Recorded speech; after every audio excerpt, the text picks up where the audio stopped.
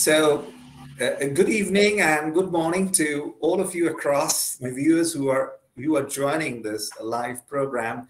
And this is the fifth, this is the, or should be sixth Boy lecture series that we are organizing here, the Boy Distinguished Lecture Series.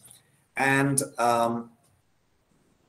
our guest tonight or this morning, let's put it this way, is Alton Jones, W. Alton Jones, Professor of Philosophy at Vanderbilt University, Kelly Oliver.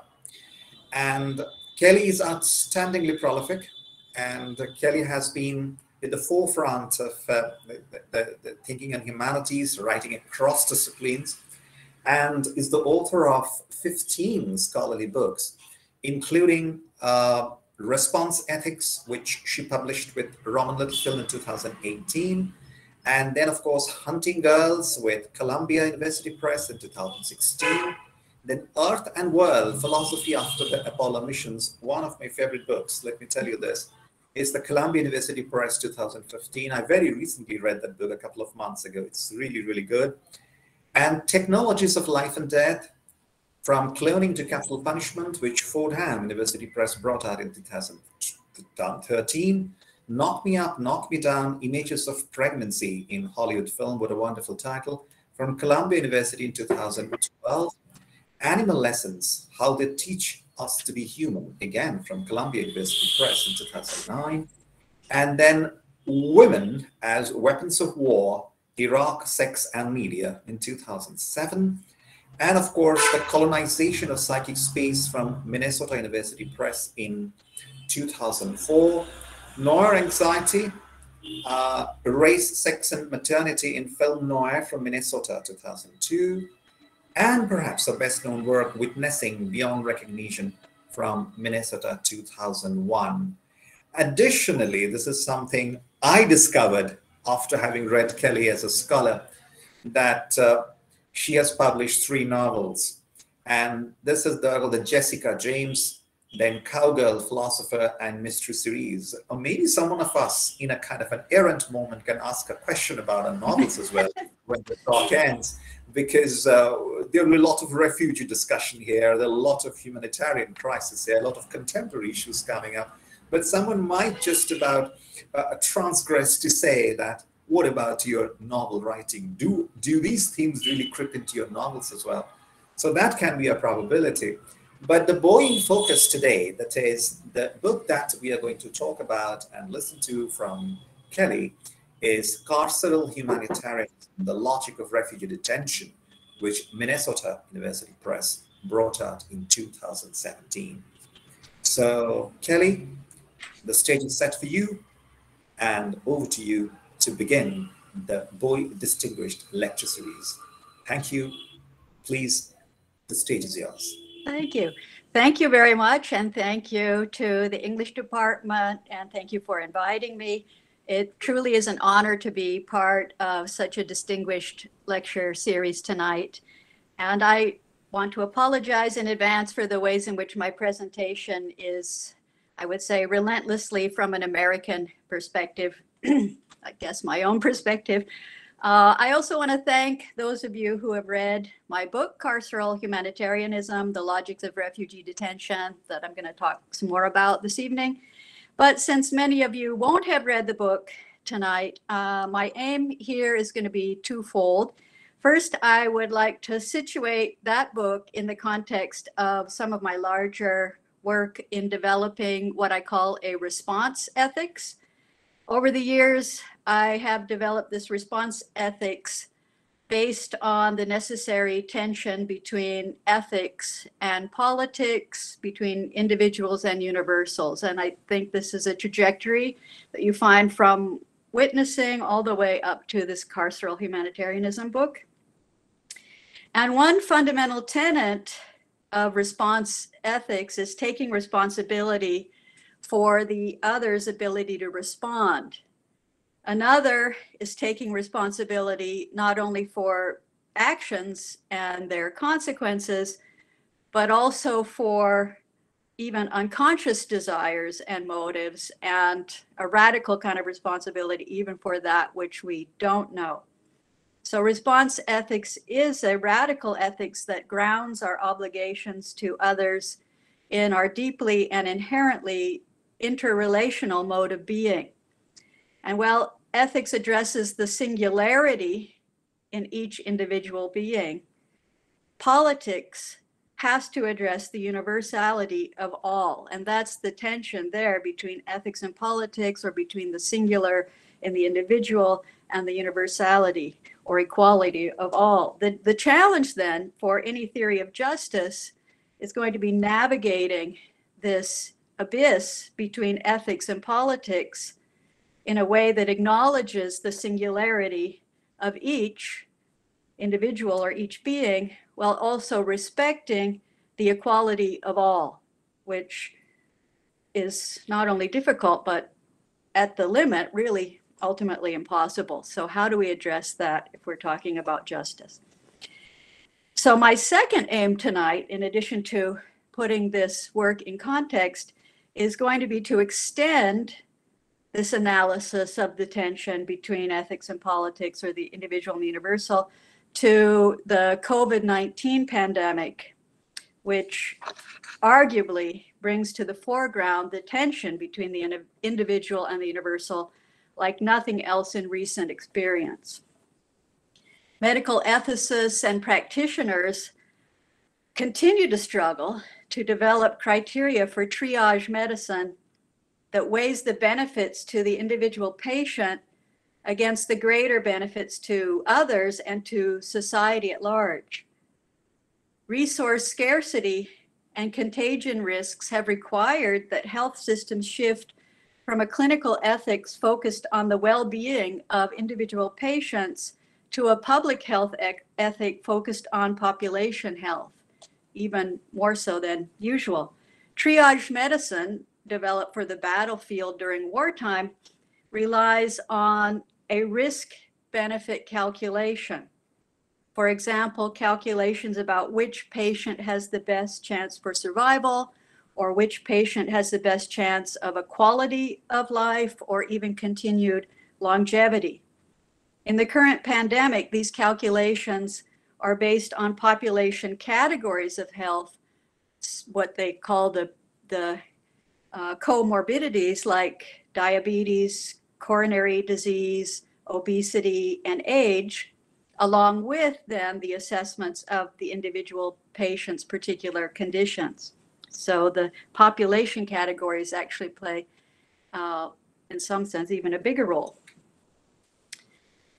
In January 2020, like so many people, I watched in horror as the coronavirus ravaged parts of China. By February, it had moved into Washington state in the northwest of the United States, where I grew up and where both of my sisters still live. And by March of 2020, Nashville, Tennessee, in the southwestern United States, where I live now, was in a complete lockdown.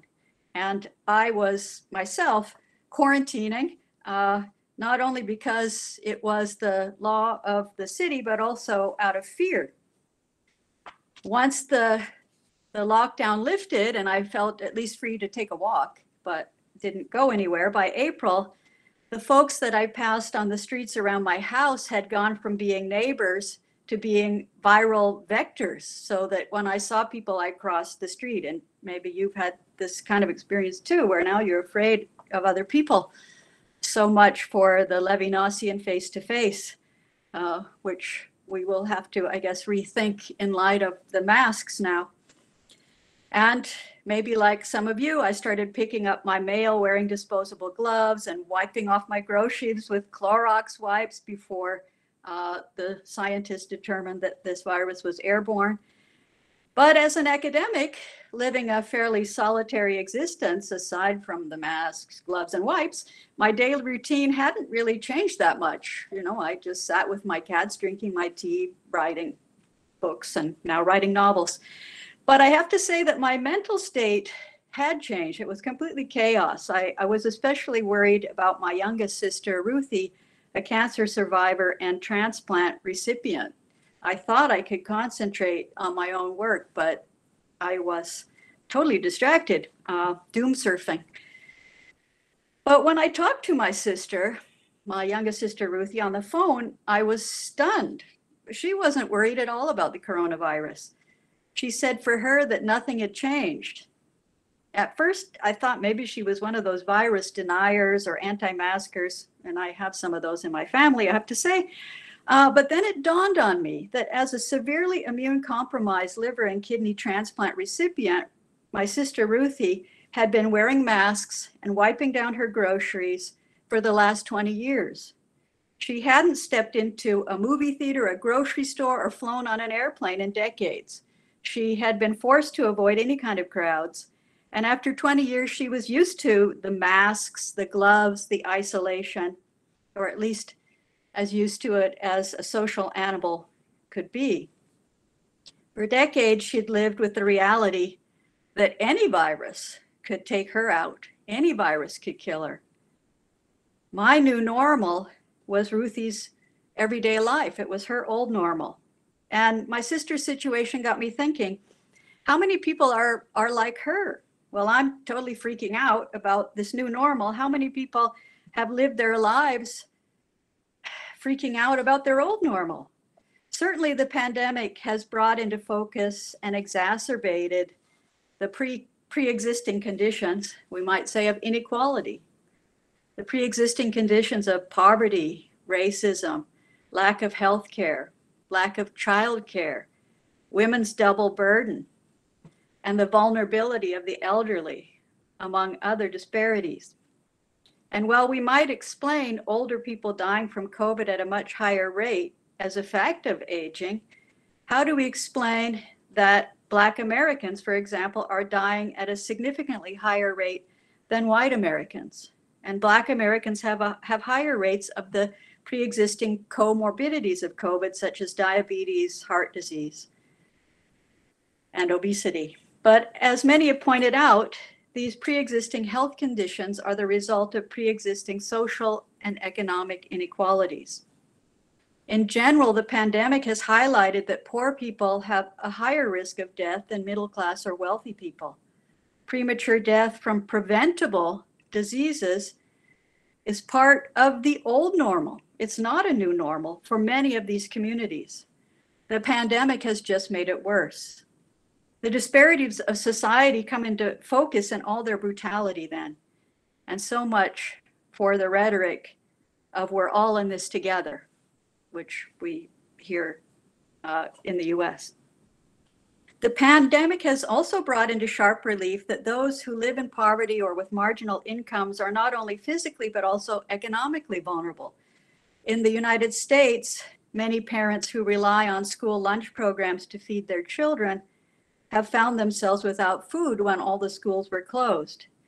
Parents who can't afford childcare have found themselves choosing between their jobs and taking care of their children.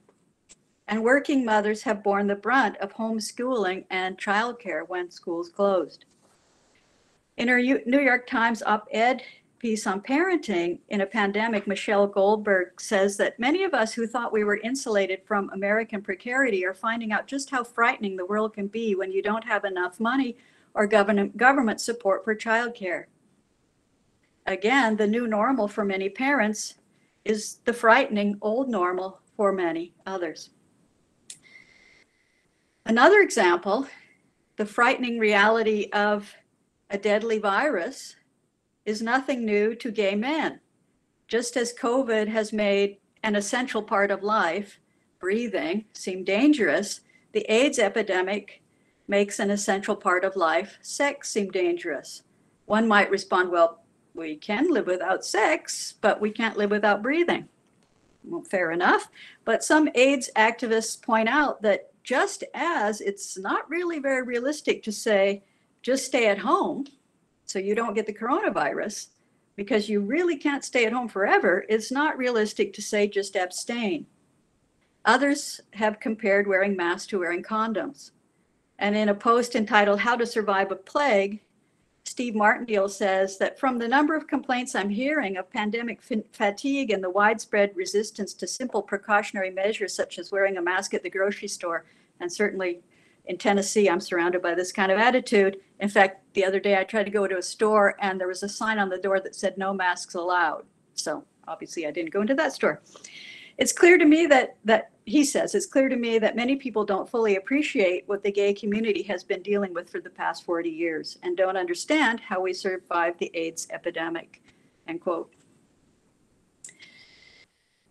Also, I was surprised, but not really that surprised, when I Zoomed with one of my students who told me that she was secretly glad, as she rubbed her black-nailed hands together, that now everyone was getting a taste of what it was like to experience the world as she did. That she wasn't the only one afraid to leave her house, afraid of people on the streets, afraid of contagion. Now the whole world was. She has schizophrenia. So how many others have lived with the daily terrors that many of us have had the luxury to avoid for the most part until this pandemic?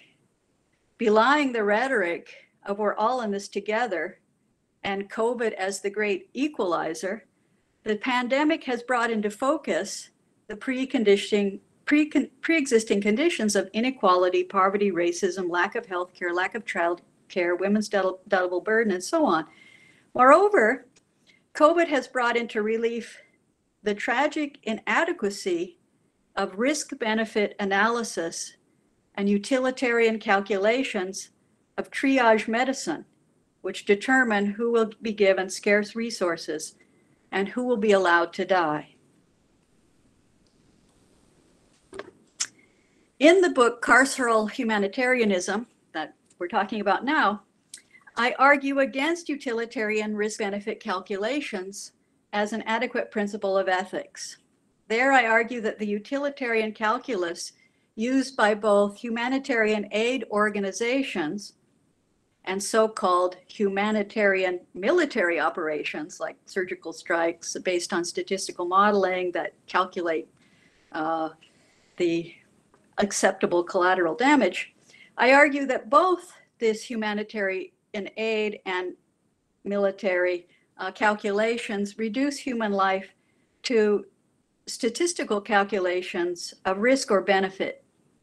And not just risk or benefit in the absolute, but rather risk or benefit as defined by the particular organization or government doing the calculations, or really whoever's doing the calculations gets to define what counts as risk and benefit. The risk and benefits are always defined within certain goals in mind, with certain goals in mind. They're never without a context, and they're never therefore purely objective or free from politics or bias. Thus, any utilitarian calculus assumes some good or some goal beyond the calculation, even when talking about pain or pleasure, suffering, or the quality of life. These are goals that ultimately can't be quantified. Even survival, life and death, the goal of survival that's established in triage medicine, even life and death are valued relative to particular goals that defy the calculations of risk-benefit analysis. In other words, employing risk-benefit and utilitarian calculations requires making assumptions about end goals and values that defy those very calculations.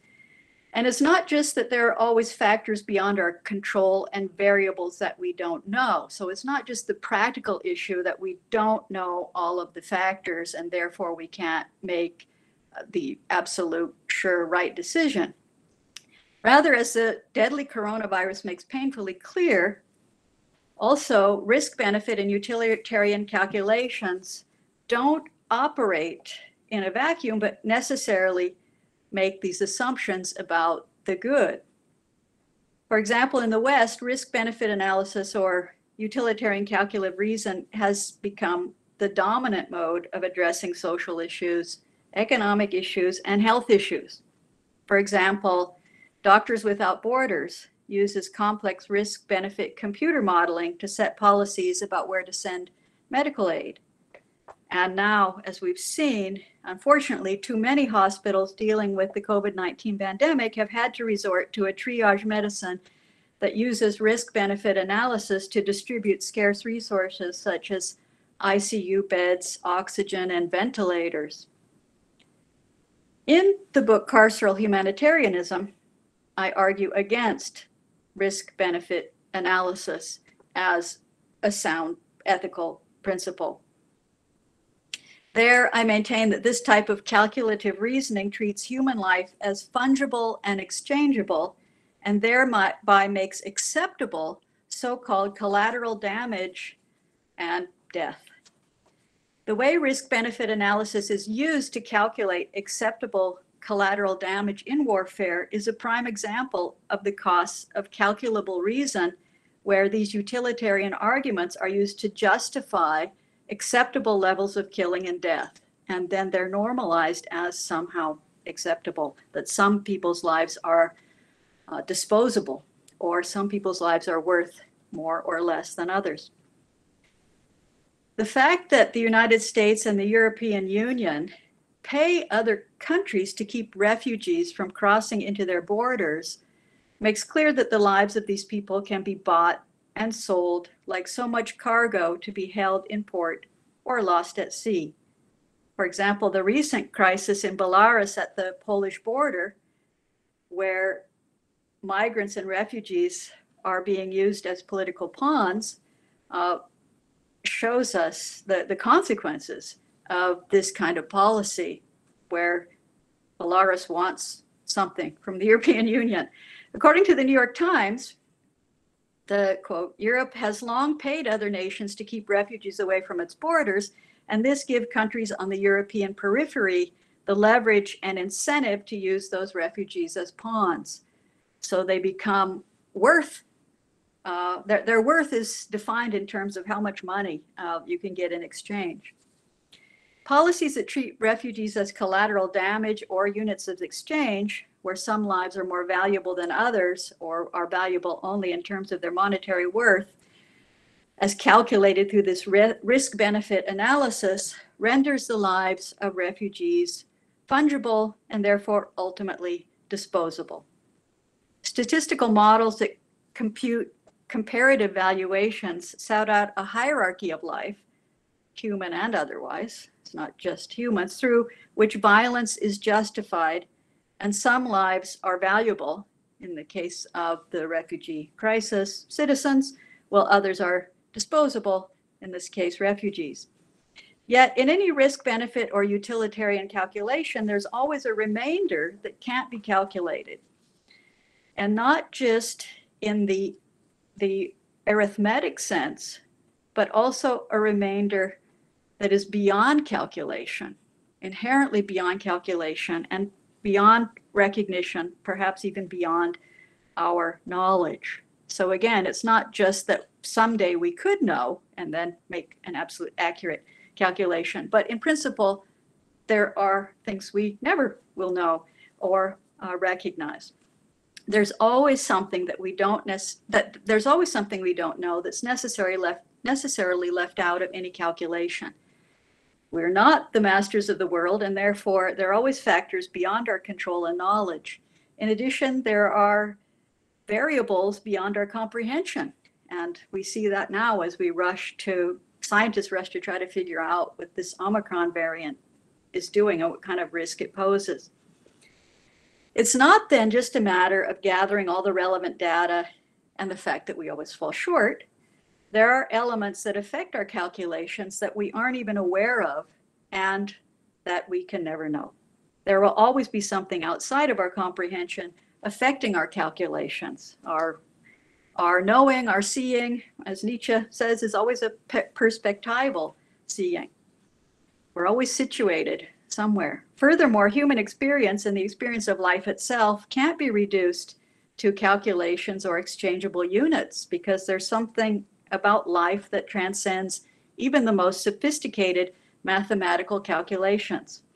We might call this remainder left over when we attempt to translate ethics into politics, or the singular into the universal. There's always going to be something that remains when we try to make that translation. So politics is never going to be completely, or possibly, ethical, as hard as we try.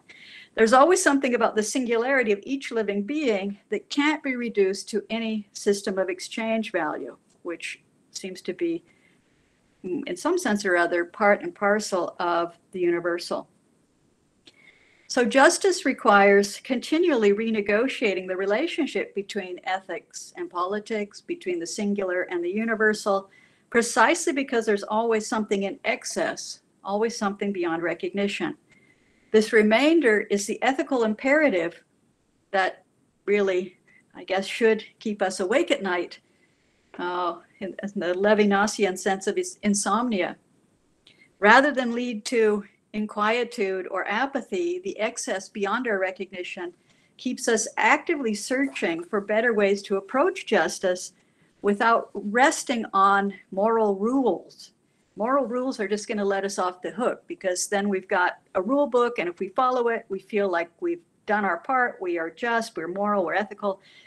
And as Derrida says, that turns us into answering machines, into just kind of a machine calculating. We just follow the rules. There's no decision or thinking there. So we must approach justice without resting on moral rules or risk-benefit calculations, or even well, I guess the risk is that these become kind of self-righteous principles in the name of which we justify sacrificing some over others. The remainder beyond calculation, beyond recognition, demands that we continue to question our own principles and policies, that we continue to examine our concepts of justice and fairness and equality. An ethical politics is one in which justice demands the hyper-vigilant, self-critical reflection on where any response, whether it's ethical or political, necessarily falls short. That's the starting point. Acknowledging that we always fall short, never feeling self-righteous or resting on a rule book. It's an ongoing task that can't end with risk-benefit analysis. But in spite of the ethical insomnia or political vertigo caused by this interminable self-questioning, we have to act. We have to act, maybe even leap to make a decision. Although ultimately the gap between singularity and universality is impassable, the impossibility of achieving justice is no excuse for not attempting it every single day. This tension between politics, which addresses itself to what can be seen, to the universal, what can be shared, and ethics, which addresses itself to what can't be seen and to the singular and what cannot be shared, is the knot at the center of justice. So my argument is that justice is antithetical to utilitarian ethics insofar as individuals are not fungible units that can be exchanged, that there's always something in the singularity of each that transcends any calculation. Utilitarianism relies on the calculability of pain, suffering, survival, or the quality of life. And the utilitarian calculus relies on determining thresholds that separate individuals into groups, whether it's those who are members of the moral community or those who are members of the polis and those who are not, for example, animals, or those whose lives are worth saving and those who are not. For example, in the pandemic, maybe the elderly, and there was a Texas politician who early on in the pandemic said that the elderly would be happy to sacrifice themselves for the greater good of society, which is a perverse utilitarian argument. At some point, however, I argue that this type of line drawing inevitably becomes either political or just arbitrary. Take debates over what counts as the basis for membership in the moral community among philosophers. What are the criteria for membership in the moral community? Well, some have said intelligence, some say language or reason, some say just sentience, or even the ability to suffer, as Bentham claims. But whatever we decide should be the criteria, we still have to ask, where do we draw the line? Okay, now we've decided the criteria is going to be the ability to suffer. So who has the ability to suffer and who doesn't? Where are we going to draw the line? Or if the criteria is intelligence or language, what counts as language? Does a bumblebee's signal dance count? Does it count as language, or, as some argue, is it merely a code and not a language? And what's the difference? Or what counts as intelligence? The Australian philosopher and animal rights activist Peter Singer argues that great apes should be extended rights or admitted to the moral community based on their intelligence. But he also argues that severely mentally disabled persons should be excluded. Well, Singer's arguments seem outrageous to many, including me, but it does demonstrate how utilitarian line drawing is always a fraught endeavor that ultimately rests, I would say, on an arbitrary cutoff point. For example, Tom Reagan, early on in his animal welfare writings, draws the line at shellfish because they supposedly can't feel pain. But what if we learn that shellfish can feel pain? Do we just move the line, and does that mean we were ethical before, or we were not ethical before? In all of these utilitarian endeavors, it's the liminal cases that are most unsettling because they reveal the arbitrariness of borders and the inadequacy of general classifications. This type of line drawing or threshold not only ignores the singularity of each individual, but also poses this arbitrary or maybe political dividing line, and it puts it forward as a kind of natural border, which I think is a dangerous thing to do, because then you can justify anything or anyone on the other side of that border is fungible, exchangeable, disposable. Their lives are not worth living. The same is true of national borders. National borders used to keep migrants out. And I think we see something similar, if not exactly the same, in COVID triage medicine, where triage protocols disadvantage whole classes of people, old people, disabled people, cancer survivors, so on. The coronavirus lays bare the fantasy of calculable criteria as an ethical way of life. COVID reveals gaping inequalities in the length and quality of life caused by social and economic, not just health pre-existing conditions. Some have called COVID the great equalizer, but in reality, COVID is the great unequalizer.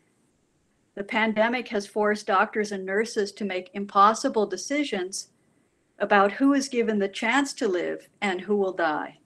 But these decisions exist in the context of these pre-existing conditions of poverty, racism, and unequal access to healthcare that skew any attempt at fair or reasonable calculation. In a fair and just world, there would be adequate resources available to everyone. And maybe I'm just naive, but it seems like there could be. This is not an impossibility. Tragically, the real world is not so fair or just. And risk-benefit analysis and calculative reasoning become then the justification for allowing some to die. When those calculations pose as justice or fairness, when they allow us to feel certain or even righteous in our decisions, then they risk a slippery slope that leads us to a place where any and all life can become disposable. The pandemic has made painfully clear the limits of the risk-benefit analysis and calculative reasoning. Doctors and nurses report being traumatized when forced to decide who will get the life-saving resources. Face to face with these patients, the risk-benefit calculations are not as straightforward as the mathematical or statistical modeling suggests. A group of research physicians at the University of California in the United States describes the problem. They say that the utilitarian approaches to ethical problems often appear more practical than many alternatives. We know what the right course of action is by calculating whichever choice will produce the greatest good for the greatest number. Part of the appeal of utilitarian ethics is that it seems like it should work. And also, what other choice do we have? In the real world, however, performing the relevant calculations can be far from easy. This is especially true in crisis situations. It may be difficult to collect the data needed as input for the calculations. Certainly, COVID makes this clear. It may be difficult or impossible to create the decision rules that predict prognosis or compare outcomes. that constitute the calculations.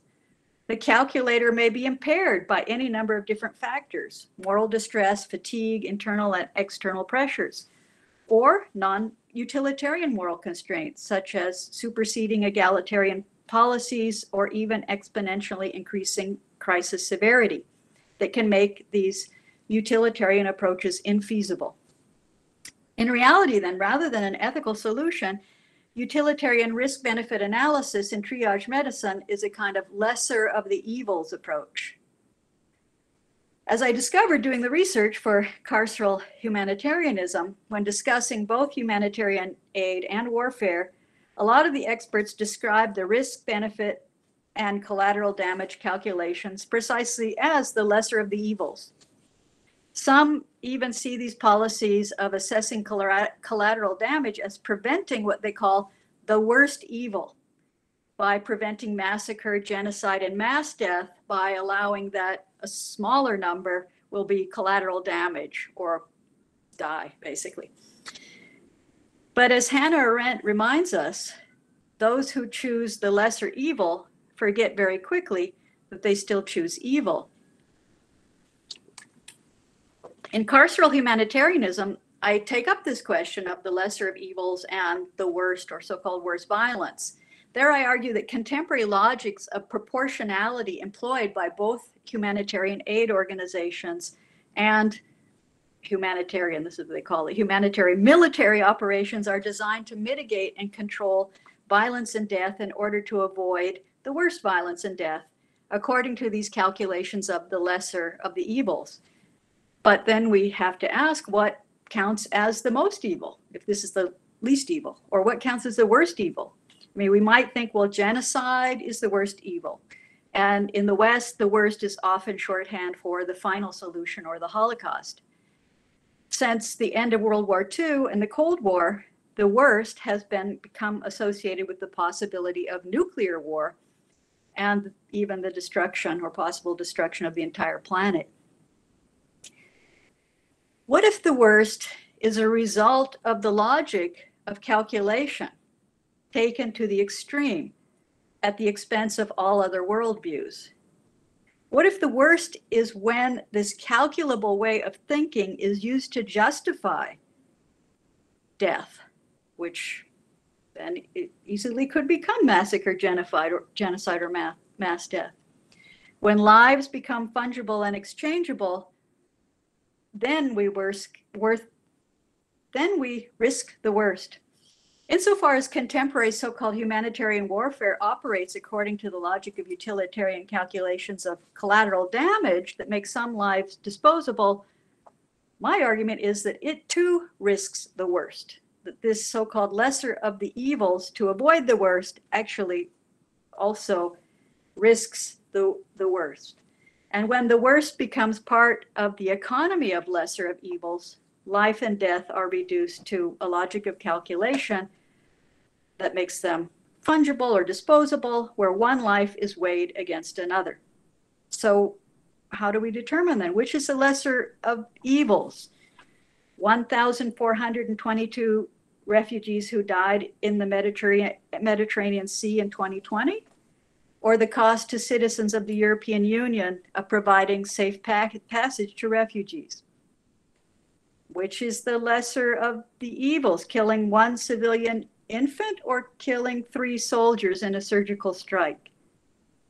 Which is the lesser of the evil, a 50-year-old diabetic and mother of 2 with COVID dying because she doesn't have access to a ventilator, or a widowed and otherwise healthy 70-year-old man dying without access to a ventilator, et cetera, et cetera, et cetera? This is the kind of situation that the calculation supposedly can address. But that raises the question, then what is an acceptable death? The death that is just collateral damage? To be calculable, each life must be reduced to a common denominator and exchangeable in some kind of equation. Each life becomes a unit in an equation, or a unit in some kind of risk factor analysis. Yet, as the examples I just mentioned suggest, these decisions as to which is worse or which is the lesser of the evil are always made by privileging one context over another. For example, citizenship over foreign nationals, or civilians over the military, or diabetes over motherhood. How do we weigh one life against another? How do we decide whose life is worth more? Whose life is worth more and whose life is expendable as collateral damage or unavoidable? Which factors are deemed relevant and which aren't? Which goals are deemed worthy and which aren't? Ultimately, utilitarian calculus can't give us the answers to these questions. In his final seminar, The Beast and the Sovereign, Jacques Derrida suggests that the death of each person, of each and every person, of each and every living being, is not just the end of a world, but the end of the world. I had a hard time wrapping my mind around that the death of each and every person, of each and every living being, is not just the end of a world, but the end of the world. In fact, that was one of the ideas that inspired me to write Earth and World. In an earlier work, Derrida says, quote, "There is no common measure adequate to persuade me that a personal mourning is less serious than a nuclear war." And I would say once we think that there is a common measure, then that starts us on this slippery slope of utilitarian calculus and exclusionary line drawing that risks making any or all life fungible and ultimately disposable. The death of each and every person, each and every living being, is not just the end of a world, but the end of the world. Every singular being is a world unlike any other. But from the perspective of its own life, each singular being is not just a world among others, but the world. The whole world, the only world. From the perspective of each, once its world ends, the world ends. So how can a risk-benefit analysis calculate the enormity of the world, or even a world for that matter?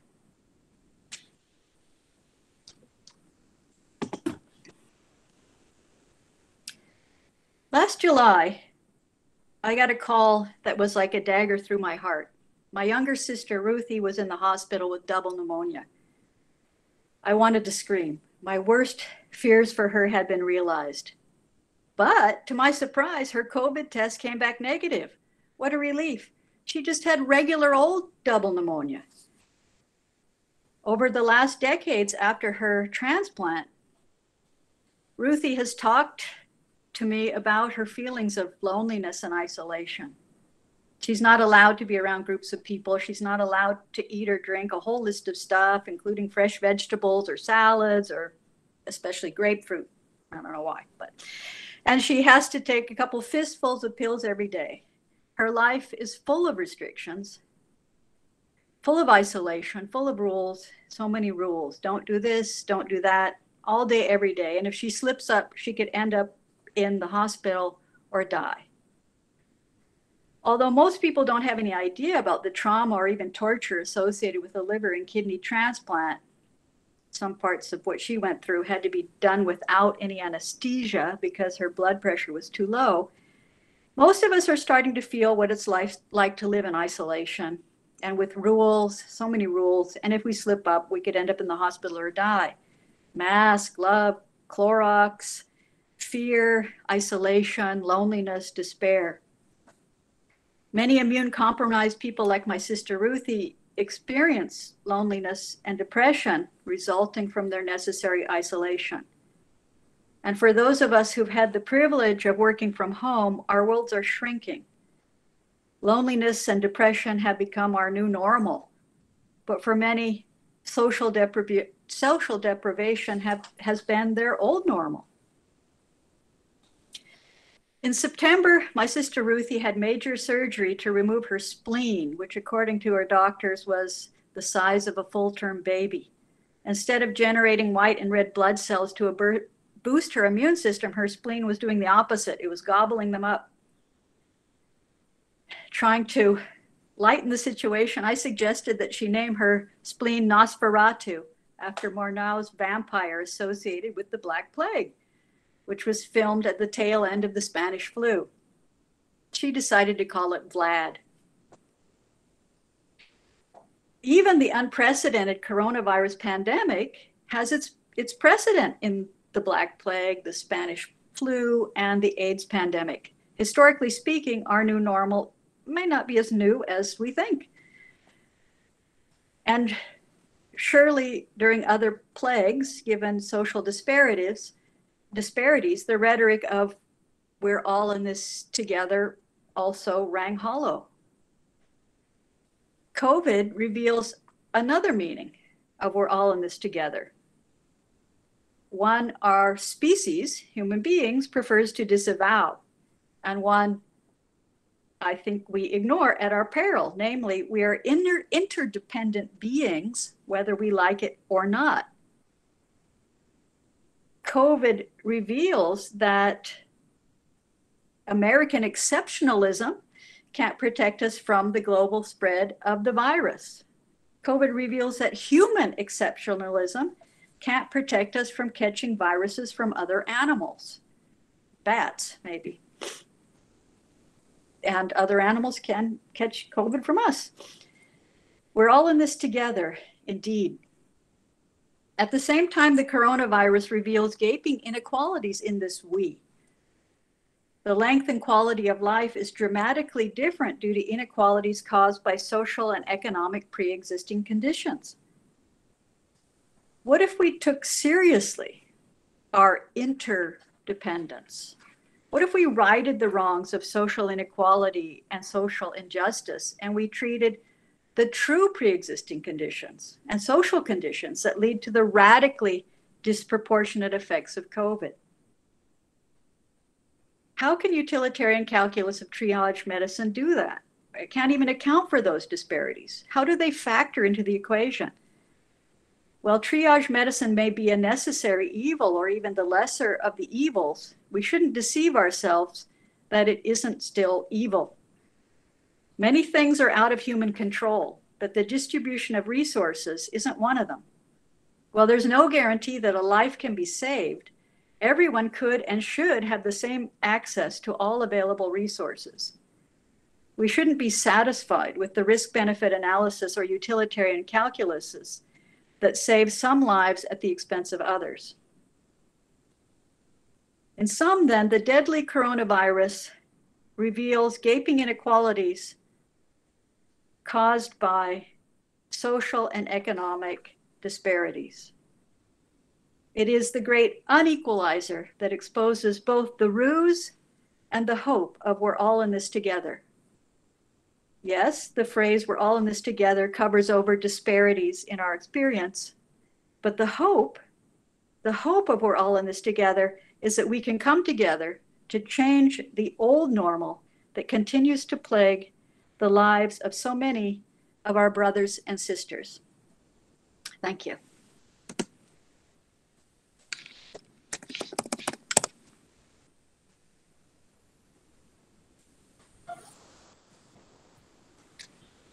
The end. Thank you, Kelly. It's been very thought-provoking. Actually, it's thought-provoking. I think it's very relevant, and I'm sure many people listening to you will have lots of questions, because COVID has just not been a philosophical problem, but it has been a very pragmatic problem. It has also not been a kind of an ethical problem, but also largely a political problem, and primarily in a way challenging not only the way we conceive our borders in the society, but at the same time, we are also talking transnationally. So in a way, the refugee crisis also connects with the whole question of migrancy. And suddenly what happens is someone who happens to be the citizen of a particular nation, that person, once he gets COVID and is somehow locked up in some other country, there is definitely a problem of admitting that person. And I also feel that this whole idea about someone moving into a country and going into a 14 or a 15-day quarantine period is also a way of incarceration, because so this is a forced incarceration that probably we are inflicting on people just to ensure that a greater community is held in safety.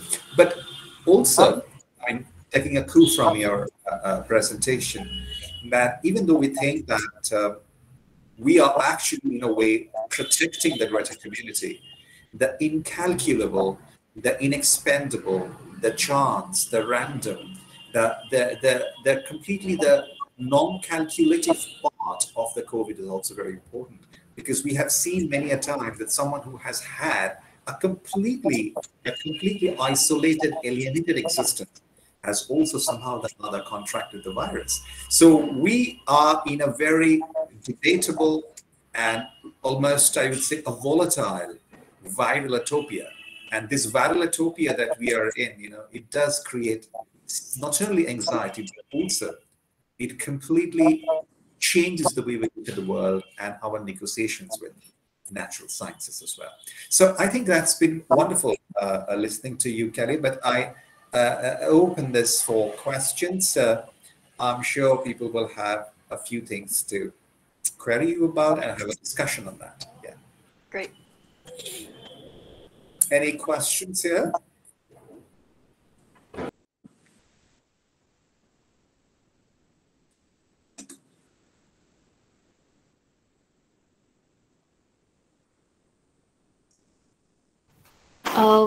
Yes, I have a question.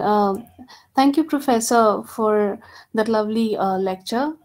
Um, I wanted to ask you that how do you see race and COVID connected? And do you see COVID through discrimination has become racist in nature? Yeah, that's a very good question, and thank you for that question. And I think it does go back to the issue of travel bans, forced quarantine, and fear of migrants. I mean, the one thing that I guess the refugee situation and COVID have in common is this fear of the other, and fear of opening the borders, or fear of the porosity of the borders. And I think, well, just for example, the Omicron here, I don't know if it's the case there in India, but here there's a kind of latent debate about where did it originate. And it seems important to Americans to, did it originate in South Africa? Oh, those South Africans, they're bad because they, and also, oh my gosh, when Trump was president, when the virus first broke out, there was all kinds of blaming China, and he called it the China virus.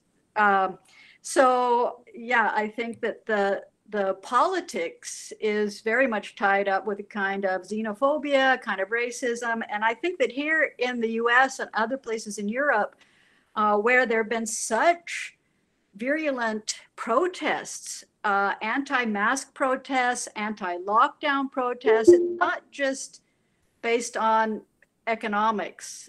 It's not just even based on hear all this talk of freedom and liberty that I don't want to have to put this on my face. If I don't want to, someone shouldn't force me to do it. But I think that it is a reaction. It is a reaction to the panic and to the fear of losing control, that there is so much randomness. I mean, now I'm kind of getting away from your question. I'm sorry. But that, Thank you, that there's that I think that one of the things driving these protests is this kind of panic that we aren't in control of the situation, and trying to reinstate the illusion that we are somehow in control. So if I can control wearing the mask or not wearing the mask, I feel like I have control. But ultimately, we don't have control. And I think that is part of what's going on, that the panic and fear leads to this reaction of trying to reassert our sense of control by just arguing that the absolute necessity of controlling whether or not I wear a mask. I mean, otherwise, to me at least, it doesn't make sense that there could be so much at stake in, the freedom to wear a mask or the freedom to get a vaccine or not.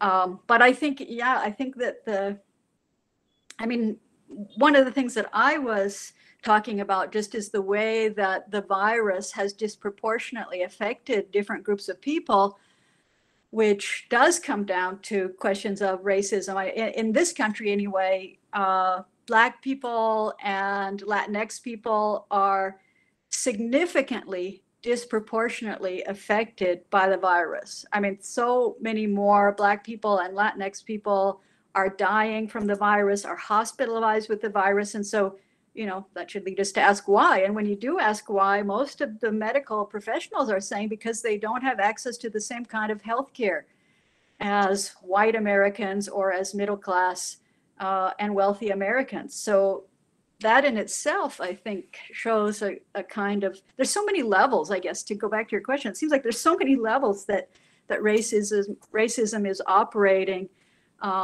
in tandem with COVID, both the xenophobia that we close, the immediate panic, let's close the border, let's blame, who's to blame, that kind of, we want to find someone who is the enemy to blame, but also just the way that COVID reveals the pre-existing inequities and disparities between people who have access to healthcare and people who don't, basically.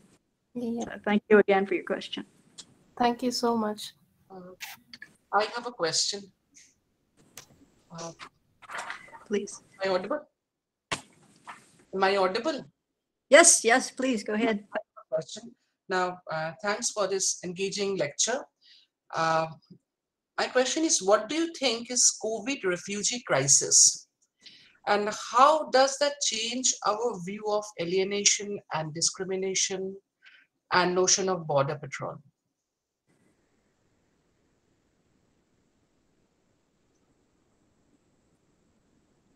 Yeah, well, I think that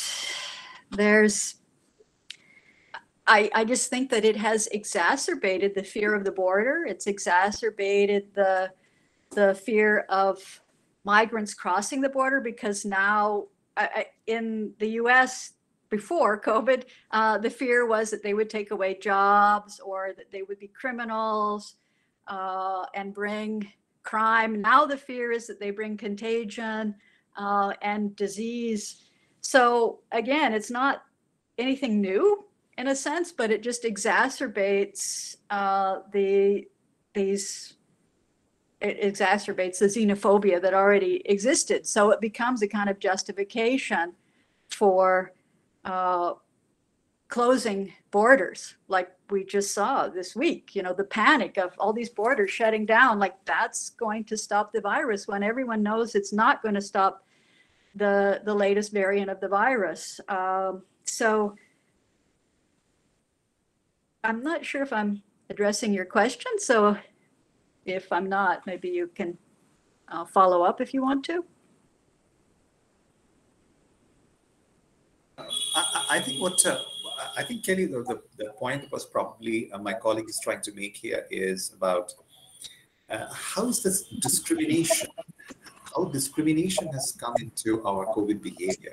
I mean, you were talking very interestingly, you made a very interesting statement where you said the nurses and the doctors now decide whether the person is debt eligible. There is an eligibility of debt that they are deciding at this moment, where suddenly they set a mark for this patient to pass out, or this patient to be put on a ventilator, or this patient to be somehow desperately brought back to some kind of recuperation. So this kind of a decision was not there in the past, where suddenly our sense of discrimination about things have really changed. And not only that, I think it is also the point that I was trying to make is what has happened to the whole protocol of friendship now? Because you are talking about Derrida, and I was just thinking about Derrida's unconditional friendship, and this whole idea of an unconditional friendship, whether it's a possible or conditional friendship, is a reality. Probably now, with the COVID coming into place, I mean, we are definitely into a conditional friendship. What do you think? Because it's setting standards by which we are judging a person. We are we are actually not very interested in meeting a stranger, for that matter. Say, for instance, if a friend has to, if a person really has to change from a stranger to a friend, then the pre-COVID times had a very different principle and protocol to that. But at this moment, if a stranger needs to get transformed to a friend, suddenly the whole ethics and politics of that transformation has changed, hasn't it? I mean, I would like to know your views. Yeah. Yeah, I can't even imagine being young right now and the protocols of dating or, trying to intimacy is just, it must be, like I said, I gave the example of gay men and the AIDS crisis. I mean, now we're all feeling that kind of fear of intimacy or friendship or contact. But like you said, it is interesting. I actually was trying to think about Derrida's notion of autoimmunity, which, in his later work was related to what you're talking about in terms of friendship and hospitality and the unconditional hospitality, and also democracy as being necessarily autoimmune. So it uses totalitarian methods basically in order to shore itself up. And given that COVID attacks the immune system, I mean, it seems what scientists and medical professionals say now is that it's not so much really that the virus itself kills people, it's the immune system's reaction to the virus and this kind of overreaction of our own immune system that we freak out. Our immune system totally freaks out and basically turns against itself, turns against our own bodies and kills us. And it really is a challenge, I think, to Derrida's notion of unconditional hospitality, where, do we let this virus in? I mean, in terms of the practicality now, moving away from this sort of really abstract Derridian level, do we risk letting the virus in order to have an intimate relationship or in order to make a new friend? And I think you're absolutely right that our worlds have kind of shrunk, where you have the friends you already had that maybe you risk seeing under very particular kinds of situations, circumstances, like outside, or if you're vaccinated and so on.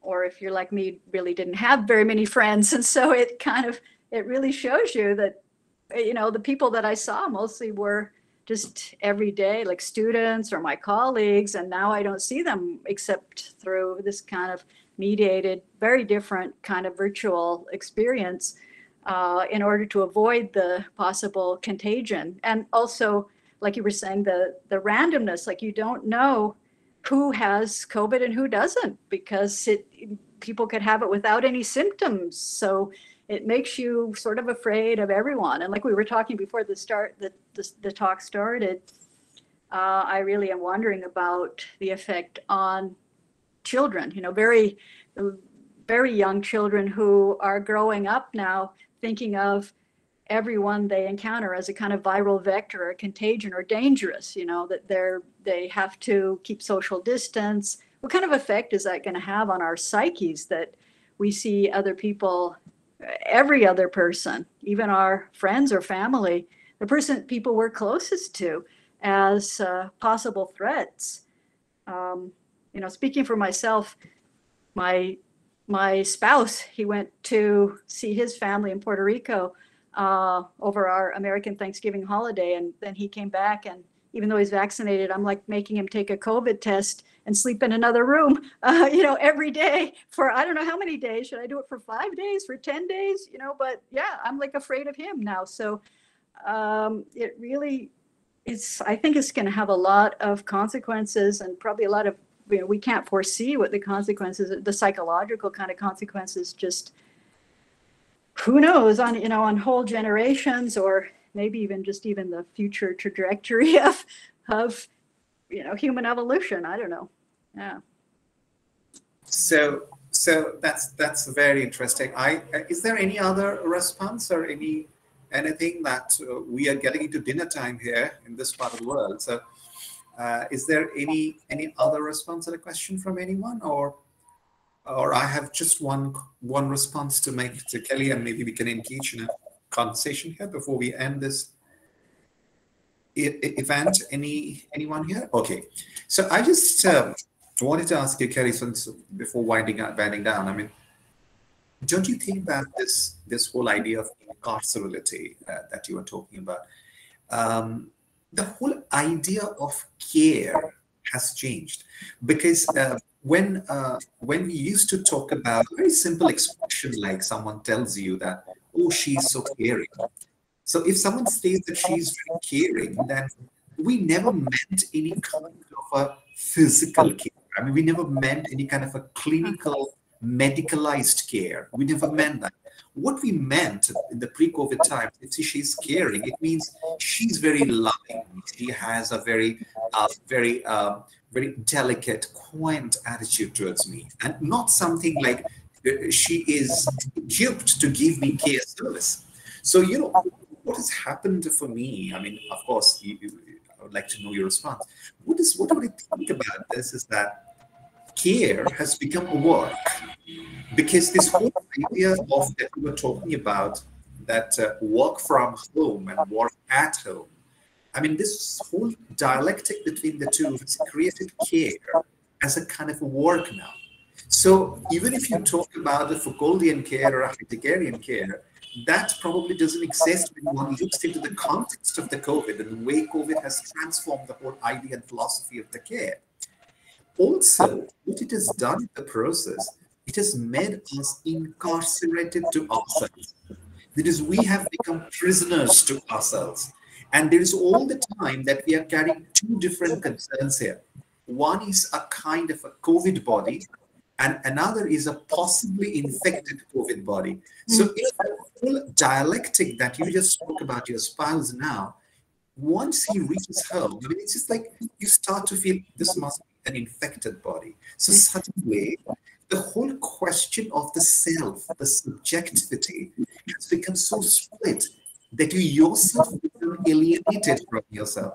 So we usually had in the past a healthy body and an unhealthy body, but that has now split up, or rather it has actually in a way splattered at a kind of a subjective splatter, where we are not getting healthy body and unhealthy body in a simple antonym. What we are getting is that a COVID body, non-COVID body, possibly infected body, and possibly not infected body. So the whole splatter of subjectivity has started to get a little more diverse and fragmented. What do you think? Yeah, that's so interesting, Rajan. Thank you for that. Those comments are really kind of mind-blowing and thought-provoking. I like the idea of the splattered subjectivity, just that phrase, the splattered subjectivity. But I think that it just reveals again the porosity of the borders of the self, of the borders of the country, of the limits of the medical science, of the hospitals, and so on, and that that the care work. I mean, it also reveals, I guess, the way that the care work that women have done traditionally in terms of taking care of children, for example, now that the children are not in school or during the lockdown. It shows that it's work, that women have to choose between doing their salary paying work and the work of taking care of the children. And also the care work of nurses and hospital staff now has also, they're now here called frontline, like we're in a war against this disease, and they're the frontline attack of. So the caring is about risking your life now. So yeah, it's not just about loving, but it means that you're willing to risk your life to take care of or possibly save someone else's life. And again, I think it's going to be interesting to see how this affects, like you were saying, the way we think about loving relation or caring relation, the way we think about ourselves, our relationship to others, our obligations to others. Are we obligated to a friend to, maybe here, if you have a friend who had the flu or a cold, you might bring them a chicken soup or some soup or help take care of them. Now, what do you right now here, you know, you, instead of going to their house, you might like leave the soup on the porch. You know, you're outside the house. You're you're going to be afraid to. So what counts as care is changing. What counts as caring for ourselves is now become a kind of protection. You know, that you see other people as a threat. Right. Yeah. So that clearly shows that we have all become mere souls, you know, Camus' mere souls, and who are all outsiders in every sense of the term, where we are just about outsider to ourselves as much as we are outsider to others. So on that note of outsiderhood, we end this program with Kelly, and we, on behalf of the English Department, University of North Bengal, we thank you, Kelly, for this wonderful presentation. Not only a presentation that all of us enjoyed because all of us could connect with what you said, but also the fact that your presentation was something that made us think in very different directions. And this very word about carceral humanitarianism is something that I really liked. Although it's a huge mouthful because you have to spell carceral humanitarianism. But you know, when you start to think about it, that's a wonderful coinage to our vocabulary of critical cultural and political studies. Thank you, Kelly, again. Thank you very, very much. We are utterly privileged and utterly honored to have you on this program. And we hope to see you again in the future. Once another book comes, and I'm sure it is actually it's building very fast at your desk, given the prolificity with which you work. Thank you very much. Thank you. Thank you, Ryan.